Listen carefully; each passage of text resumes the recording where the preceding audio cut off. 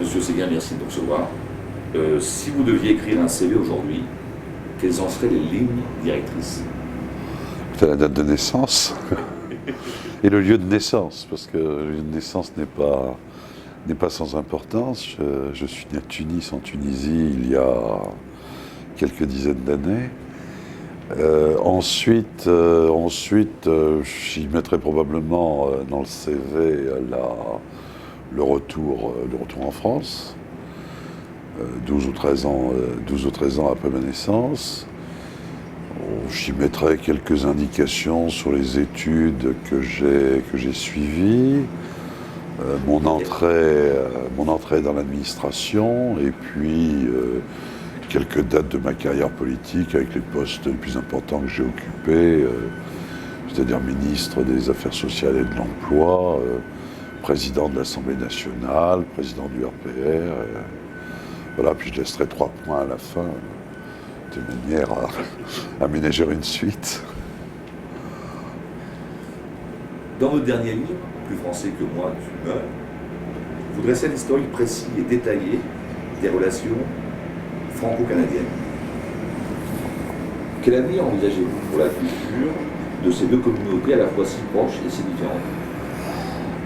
La culture, peut-on parler d'une seule culture? Peut-être pas. Il y a deux cultures qui sont quand même différentes, qui sont différentes d'ailleurs depuis très longtemps, parce que avant même la conquête du Canada par les Anglais, donc le départ de la France officielle, si j'ose dire, du Canada, il y a quand même de très fortes différences entre les deux sociétés, ne serait-ce qu'en raison du climat, des économies différentes, etc.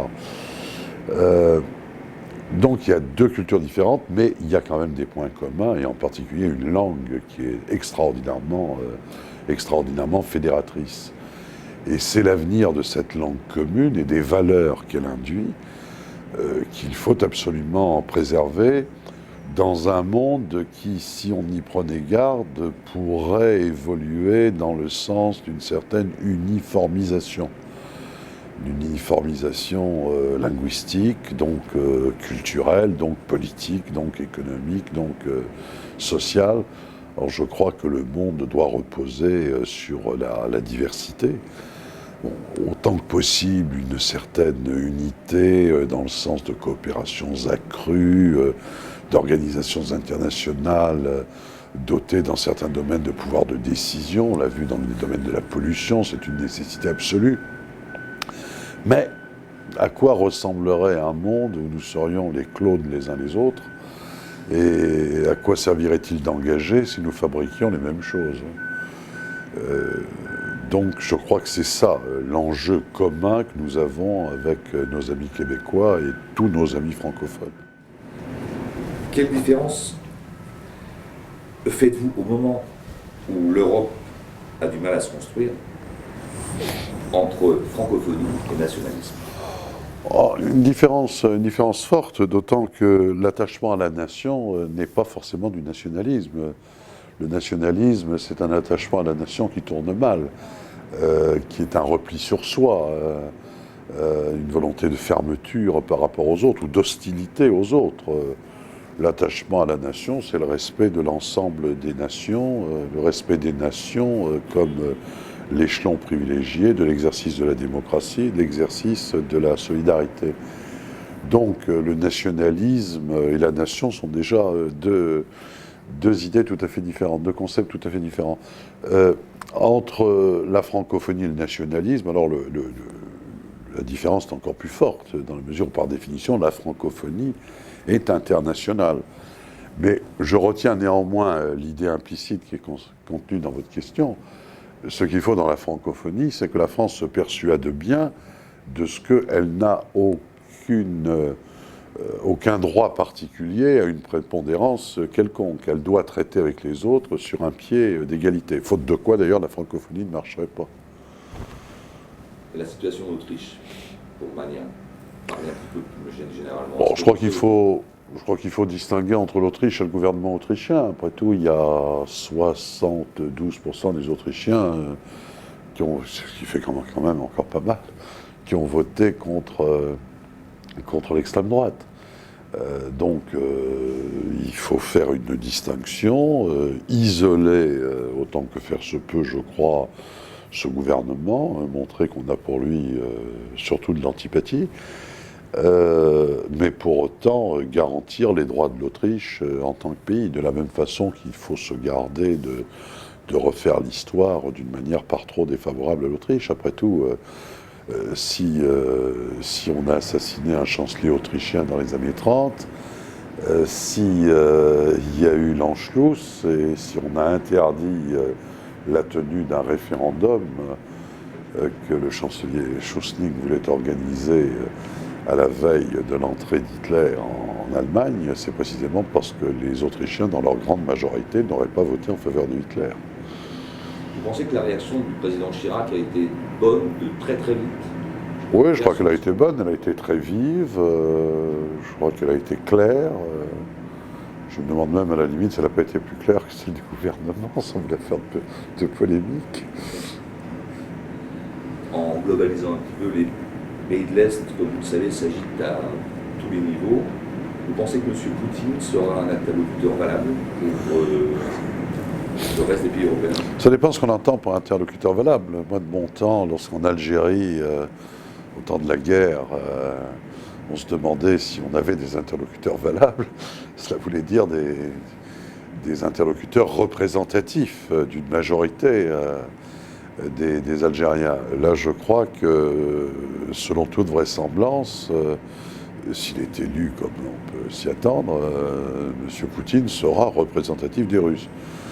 Si on entend par interlocuteur valable quelqu'un dont on partage toutes les idées, dont on approuve toutes les initiatives, je serai forcément moins affirmatif. Vous écrivez que l'alphabétisation en français de l'Afrique noire serait aujourd'hui un échec franchement désastreux. Vous pensez que les nouvelles technologies, et en particulier Internet, peuvent y remédier à terme? Sûrement. Alors, entendons-nous bien, ça sera progressif, et puis il ne faut pas se tromper dans l'ordre des opérations. Dire sans autre précaution, croire sans autre précaution qu'Internet va tout nous régler, dans des pays où 50% du territoire n'est pas couvert par l'électricité, par exemple, pour donner que cette illustration, c'est se lancer dans quelque chose de très hasardeux. Bon. Alors, à l'inverse, Internet peut rendre des services énormes, s'agissant, et après tout c'est le commencement nécessaire, s'agissant de la formation des maîtres, de la formation des enseignants. Ça, c'est autre chose. De la même façon, l'accès des chercheurs des pays concernés peut se trouver facilité à des bases de données numérisées, ce qui d'ailleurs, à nous, Français, et aux autres francophones disposant de moyens financiers, de moyens technologiques, donne la mesure de notre responsabilité. Par exemple, ce qui se profile en matière de numérisation du fonds de bibliothèque, de la grande bibliothèque, est quelque chose qui va dans le bon sens. Alors, une fois ces conditions remplies, oui, on peut estimer qu'Internet sera une réponse.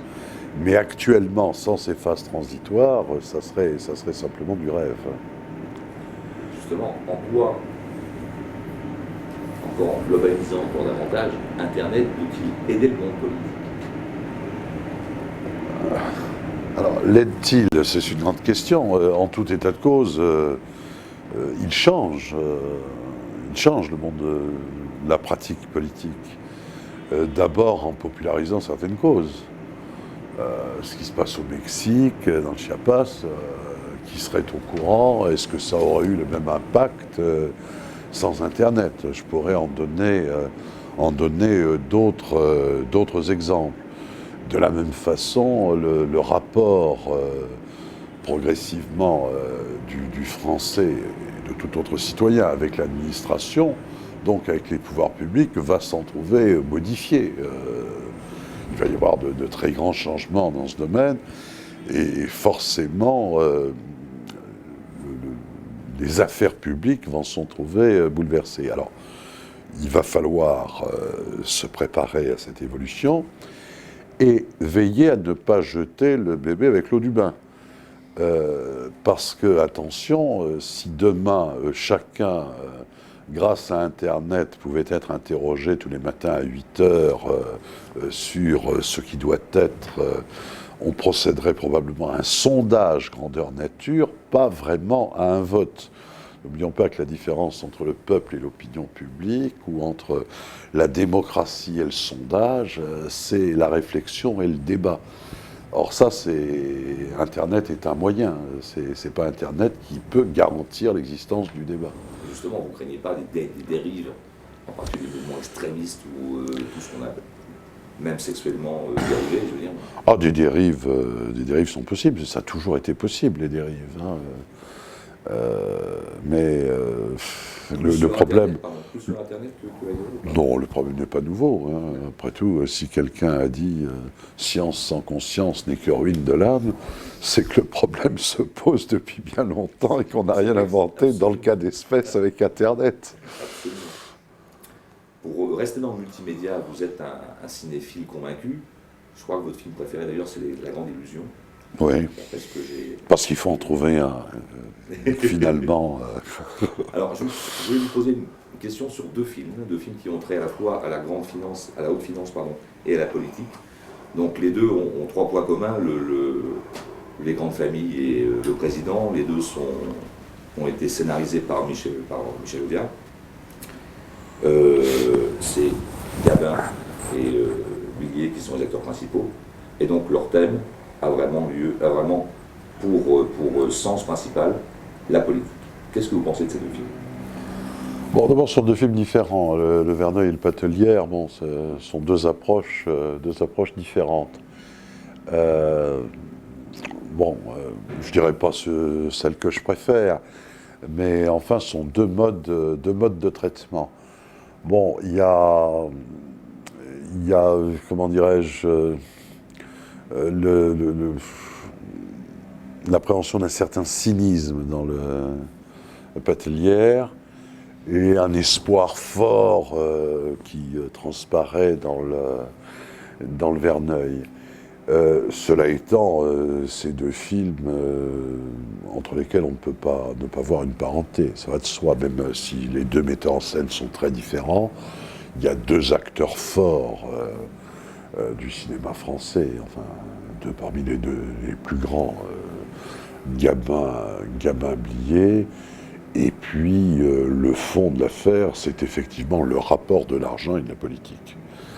Alors, vu par le prisme de la politique chez Verneuil, vu par le prisme du financier, donc il y a l'envoyeur et le receveur, si j'ose dire, et c'est chacun des deux points de vue. Bon, c'est incontestablement une bonne photographie d'une certaine période de notre histoire, je dirais les années 30-50. Bon, alors vous me direz, on parle plus que jamais aujourd'hui d'affaires. Alors pourquoi jeter son regard condescendant sur cette période? Précisément parce que le paradoxe, c'est qu'aujourd'hui on en parle beaucoup, alors qu'il y en a moins qu'avant, et avant on n'en parlerait pas, sauf dans les films qu'on faisait après. C'est comme pour la listeria, il faut se méfier des effets d'optique. Hein. Ou des statistiques de la délinquance. Hein, quand vous avez parfois de mauvaises statistiques de la délinquance, c'est pas forcément parce qu'il y a plus de délinquance, mais simplement parce qu'on en trouve, on coince plus de gens. Le XXe siècle aura été le siècle de deux personnalités marquantes, le général de Gaulle et M. François Mitterrand. Est-ce que vous pensez que le XXIe siècle sera celui de Philippe Séguin? C'est une question flatteuse, probablement trop. Écoutez, ça m'étonnerait un peu pour une raison simple, c'est qu'un quotidien régional a fait dans mon département, à la fin 1999, un sondage pour savoir quelle était la personnalité du siècle dans le département. C'est moi qui suis sorti pour le 20e, donc. Alors si je devais être en plus celui du 21e, Dieu siècle, à moi tout seul, ça ferait beaucoup. Non, tout ça pour dire que j'avais été quand même frappé par l'idée que finalement, pour les gens, le siècle commençait 20 ou 30 ans plus tôt. Donc, selon toute vraisemblance, lorsque en l'an 2100, on devra se demander quel a été l'homme du siècle, je pense qu'on aura du mal à revenir à ses premières années. Donc mes chances, quoi qu'il arrive, sont très limitées. Et enfin, est-ce que vous avez, vous par contre, en tant qu'homme politique, des projets sur Internet? Alors, des projets, j'en ai de deux ordres. D'abord, j'essaye de réfléchir, c'est pas si simple, parce que la dimension internationale, d'une part, et d'autre part, la dimension prise en charge par les intéressés eux-mêmes sont essentielles dans ce domaine, même si le web n'échappe pas à la loi. Donc je crois qu'on a une réflexion à conduire plus forte qu'elle n'a été jusqu'à présent sur l'encadrement, le mot est mal choisi, sur la régulation, disons, du net. Autre catégorie de projet, j'aurais mis du temps à avoir un site, mais j'espère qu'on conviendra que si j'ai attendu, c'était pour qu'il soit de qualité. Est-ce que vous utilisez Internet? Ben oui, je l'utilise.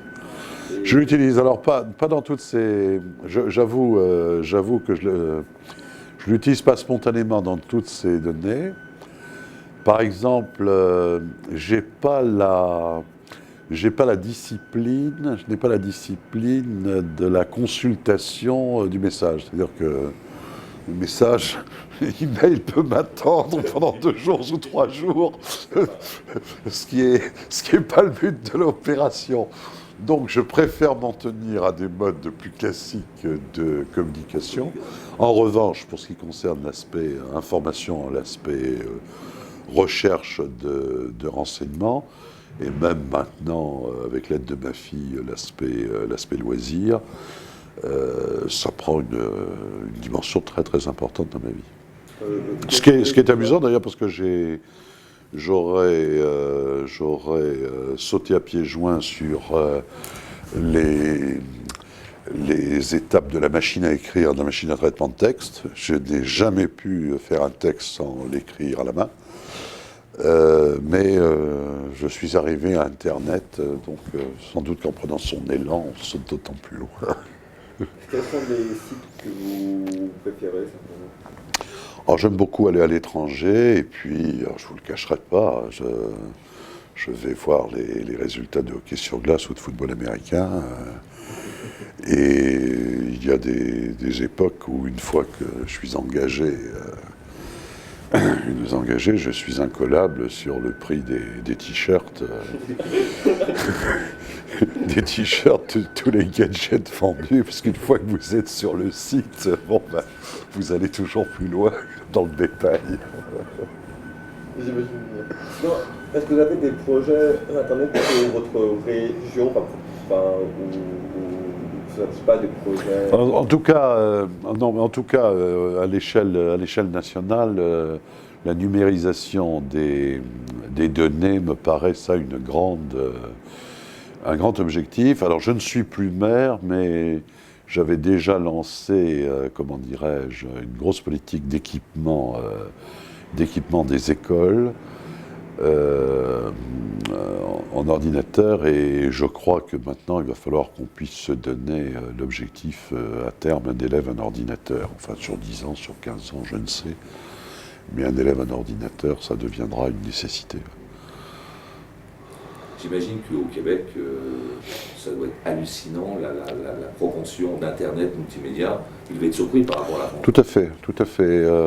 Il y a une accoutumance qui s'est faite beaucoup plus rapidement. Oui. Beaucoup plus rapidement. Là, c'est rentré dans les mœurs. Et la méthode de travail a évolué encore plus rapidement. C'est-à-dire qu'ils ont, sinon quelques années, parce que les choses vont tellement vite maintenant que même les retards ne se chiffrent plus aussi longuement que par le passé. Ils ont quelques mois d'avance. Ouais. Et est-ce que les hommes politiques en France ont donc conscience qu'il faut faire évoluer les choses. Oui, probablement, mais enfin, faut bien comprendre hein, que les choses vont si vite, qu'au demeurant, on se demande si le retard qu'ils paraissent prendre parfois n'est pas un retard positif. Hein. De la même façon que lorsque vous tardez à acheter votre appareil, on vous dit vous avez bien fait parce que vous l'auriez acheté il y a 2 mois, il serait déjà dépassé. Bon.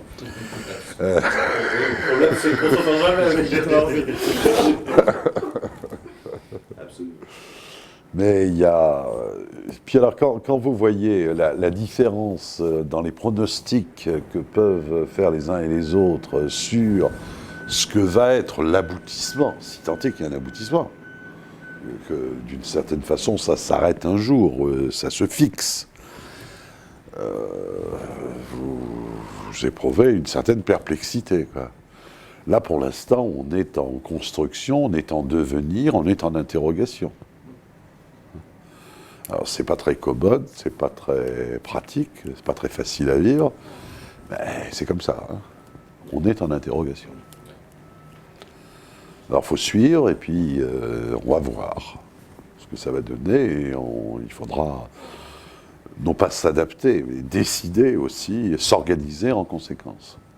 Est-ce que la droite et la gauche, c'est le même niveau? Est-ce que plus à peu près, est-ce que les hommes petits... Vous savez, moi je suis de ceux qui pensent que droite et gauche sont encore des cultures différentes, mais que si vous cherchez des corps de réponse radicalement contradictoires sur tous les problèmes, le net est un élément parmi d'autres qui vous montre qu'il est difficile de fonder un clivage là-dessus qui corresponde au clivage de la lutte des classes du siècle dernier. Surtout que Internet, c'est quand même accessible à un peu tout le monde. Donc alors, avec néanmoins une interrogation qui ramène à l'une de vos toutes premières questions, qui est est-ce que Internet va être un moyen de démocratiser précisément l'accès à la culture, disons, au sens le plus large du terme, ou est-ce que ça va être un facteur de ségrégation supplémentaire? Gros problème. Est-ce que le fait qu'il y ait des analphabètes encore aujourd'hui, avec les problèmes que ça pose, du fait de l'arrivée d'Internet, ne va pas accroître le problème de l'analphabète et multiplier le nombre de ceux qu'on considérera comme des analphabètes? À l'inverse, est-ce que la notion d'analphabète a encore un sens dès lors que c'est Internet? Non, c'est encore rien. Est-ce que vous seriez d'accord avec M. Santini qui disait il y a quelque temps que, comme actuellement les plus démunis ont le droit total à la sécurité sociale gratuite et même aux mutuelles gratuites, est-ce que dans l'avenir, Internet pourrait être aussi gratuit pour tout le monde? Vous seriez d'accord? Oh, pourquoi pas, mais enfin, vous savez, il y aura des lieux, d'ailleurs on avait commencé comme ça, par exemple au Québec, il y aura des lieux conviviaux, de la même façon que vous avez des lieux où les demandeurs d'emploi peuvent gratuitement téléphoner, taper à la machine, etc. Vous aurez des lieux collectifs où l'accès à Internet sera libre. Par exemple, moi ça a été une de mes dernières décisions à Épinal, il y a 2 postes d'Internet pour les gens de la bibliothèque municipale. Vous pouvez surfer sans qu'on vous demande rien, sinon d'avoir pris votre carte d'accès à la bibliothèque. Mais enfin, dès lors que vous avez votre carte d'accès et que vous pouviez prendre un bouquin par semaine, vous avez le droit de surfer sur Internet à toute heure du jour. Je ne dis pas de la nuit, parce qu'il faut pas exagérer. Je crois qu'au Québec, l'Internet, c'est pratiquement gratuit. Je crois que les frais téléphoniques... Oui, c'est bon, ridicule, oui, comme prix. Oui. Ouais, tout à fait ridicule. Non, en France, non. Ça reste en France, oui, mais là encore, qui dit Internet, dit un écran, dit... Oui. Dans 1 an ou dans 6 mois ou dans 2 ans, ça va être sur le portable. Alors là encore, c'est une dimension dont je n'ai pas toutes les conséquences. Hein. Ça va être sur le portable. Vous utilisez beaucoup votre portable? Pour l'instant, pas pour demander les renseignements que je demande à mon ordinateur, Non, mais... non, Ah oui, ça pour l'utiliser, je l'utilise, oui. Je me demande d'ailleurs comment je pouvais faire pour ne pas l'utiliser avant. Et tout en me disant dans mes moments particulièrement sensés que ça devait bien être possible, puisque... Et ça devait d'ailleurs être quelque chose de particulièrement agréable, de pouvoir aller par exemple déjeuner avec quelqu'un sans être dérangé. Ah, vous avez toujours le choix de le couper. Bien sûr, enfin... Oui, il y a peu de gens qui font un peu ça. Mais c'est un acte fort, hein, de couper. C'est vrai. Ne pas avoir, c'est une chose, mais couper... C'est vrai. Couper, ça veut dire que bon, ben, vous rompez les amarres. Oula! Absolument. Ne pas avoir est une chose. Une fois que vous l'avez, pareil, c'est un acte dur. Hein. Bah, surtout que d'ici quelques mois, vous pouvez avoir votre résultat de votre match de foot. Donc. Tout à fait. Monsieur Séguin, Merci beaucoup. Merci à vous. Merci à vous.